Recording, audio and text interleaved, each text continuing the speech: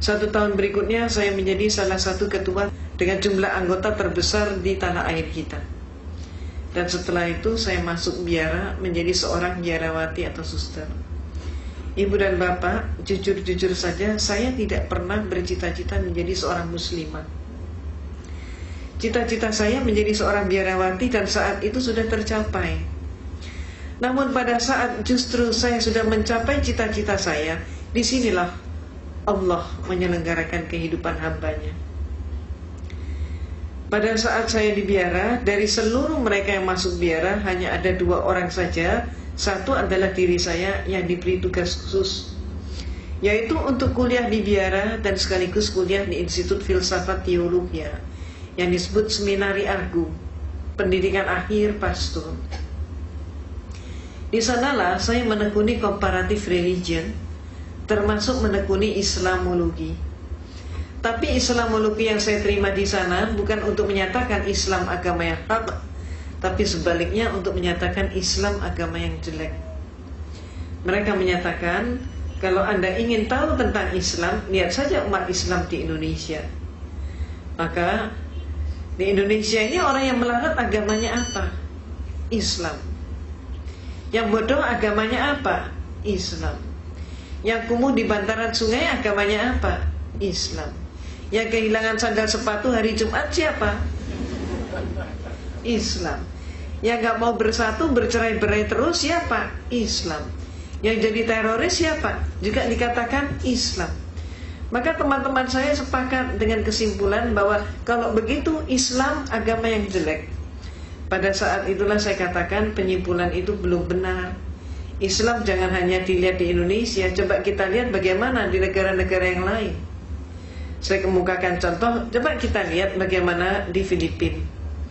Di Filipina ternyata orang yang melarat dan bodoh agama mereka bukan Islam, tapi adalah Kristen dan Katolik. Meksiko adalah negara yang miskin, dan di sana yang jadi maling ayam, pencopet, pencuri, pemabuk, pemerkosa, penjudi dan lain sebagainya tidak ada satupun yang Islam. Semuanya adalah Katolik atau Kristen. Mesir keadaannya berbalik dengan tanah air kita. Kalau di Indonesia kita berbicara tentang pembantu rumah tangga dan dikatakan beragama Islam, majikannya banyak yang non-Islam. Tapi kalau di Mesir terbalik. Di Mesir justru majikan beragama Islam dan pembantunya justru Kristen dan Katolik. Dan selaris yang paling murah mereka datangkan dari Filipina yang beragama Katolik. Irlandia adalah sebuah negara yang tidak pernah selesai dengan konflik internal antara selatan dan utara. Dan yang konflik itu tidak melibatkan seorang pun yang Islam. Semuanya yang konflik adalah orang Protestan dengan orang Katolik. Mereka itulah yang saling membantai dan saling membunuh. Dan oleh masyarakat Eropa, yang dijuluki sebagai teroris itu adalah Irlandia dengan julukan khusus sebagai teroris Eropa. Lebih lanjut lagi kita ke Italia. Di Italia yang menjadi gembong obat bius dan perjudian tidak ada satupun yang Islam. Semua mafioso beragama Katolik. Maka saya katakan kepada dosen saya, Pater sebutannya, Pater atau Pastor, saya katakan Pater, tidak terbukti bahwa Islam jelek. Maka saya pun kemudian mengajukan solusi sekaligus usul, minta izin untuk mempelajari Islam dari sumbernya sendiri. Izin diberikan, tapi dengan satu instruksi, mencari kelemahan Islam. Inilah untuk pertama kali saya berkenalan dengan Islam.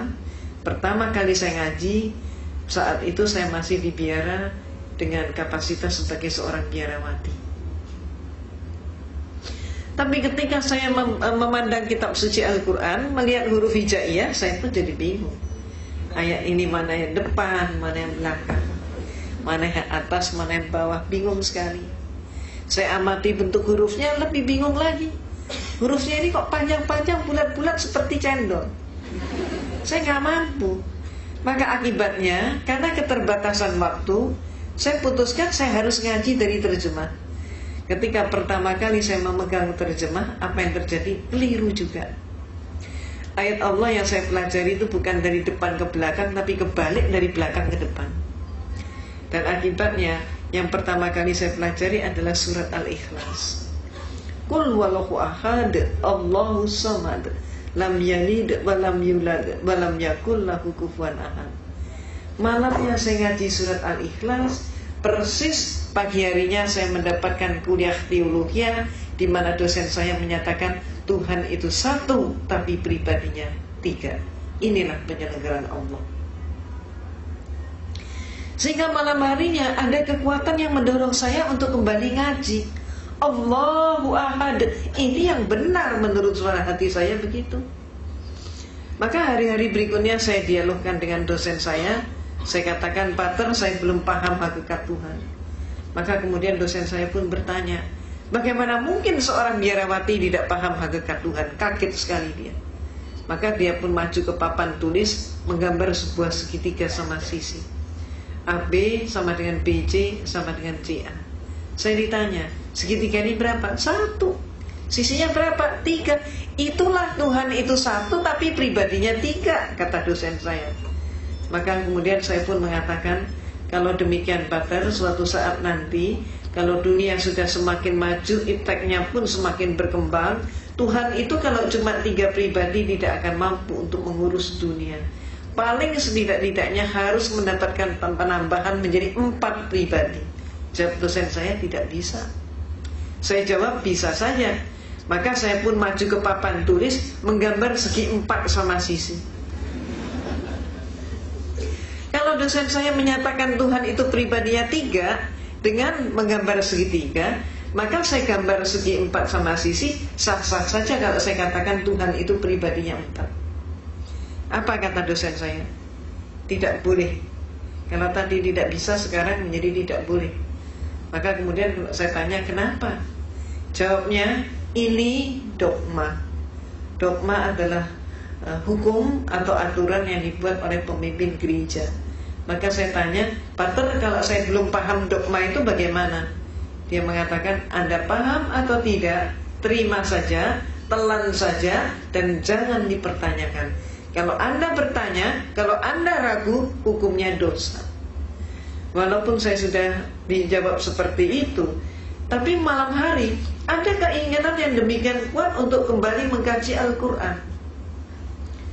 Demikian terus-menerus terjadi, sehingga saya pun semakin ingin berdialog dengan dosen saya tentang masalah konsep Tuhan, tentang masalah tauhid, kalau kita menyebutnya demikian. Maka antara lain saya pernah bertanya, Pater, yang buat meja ini siapa? Saya pernah bertanya begitu. Maka kemudian dosen saya nampak dia menangkap ada sesuatu yang lain di balik pertanyaan saya.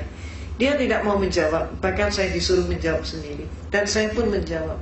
Saya katakan, Pater, kalau menurut saya yang membuat meja ini pasti tukang kayu. Lalu kenapa? Pasti tanya lagi dia. Saya jawab, kalau menurut saya meja ini walaupun dibuatnya setahun yang lalu, sampai 100 tahun kemudian meja ini tetap meja, tidak berubah menjadi tukang kayu, dan tidak ada satu pun meja yang mampu mengubah dirinya menjadi tukang kayu. Tukang kayu tidak boleh dipersamakan dengan meja. Maka dia pun bertanya, apa maksud Anda? Saya katakan, Pater, menurut pengamatan saya, Tuhan itu menciptakan alam semesta dan seluruh isinya termasuk manusia. Maka ada manusia yang dilahirkan setahun yang lalu, sampai 100 tahun kemudian ternyata dia tetap manusia. Bahkan sampai kiamat pun manusia tetap manusia. Tidak ada satu manusia pun yang mampu mengubah dirinya menjadi Tuhan, dan Tuhan tidak boleh dipersamakan dengan manusia.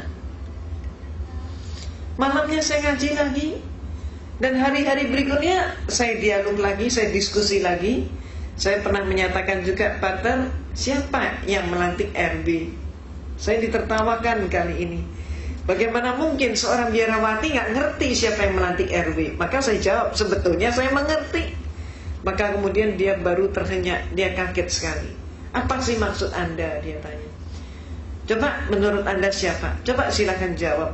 Bertubi-tubi saya dihitungkan. Dan kemudian saya katakan, Pater, kalau menurut saya yang melantik RW pasti eselon di atasnya, lurah ataupun kepala desa. Kalau sampai ada RW dilantik oleh RT, maka jelas pelantikan itu tidak sah. Demikian pula ada 100 orang kopral bermusyawarah untuk mengangkat salah satu teman mereka menjadi seorang jenderal.